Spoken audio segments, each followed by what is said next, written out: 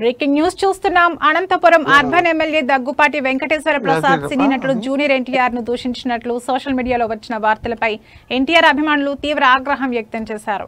MLA చేసిన ఈ వ్యాఖ్యలు ఒక ఆడియో క్లిప్ ద్వారా బయటపడ్డాయి. ఈ ఆడియోలో ఆయన జూనియర్ ఎన్టీఆర్ ను అసభ్య పదజాలంతో దూషించారని, అంతేకాకుండా ఆయన కొత్త సినిమా వార్ 2 షోలను అనంతపురంలో నిలిపివేస్తానని హెచ్చరించారని వార్తలు వచ్చాయి.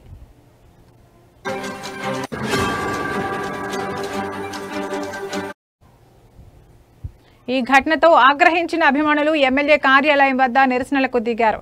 బహిరంగంగా క్షమాపణ చెప్పాలని డిమాండ్ చేస్తూ ఆందోళన నిర్వహించారు. ఈ సంఘటన రాష్ట్ర రాజకీయాల్లో మరియు అభిమానుల మధ్య తీవ్ర ఉద్రిక్తతలకు దారితీసింది. రాజకీయ నాయకులు ఇలాంటి అసభ్యకర వ్యాఖ్యలు చేయడంపై సర్వత్రా విమర్శలు వ్యక్తమవుతున్నాయి.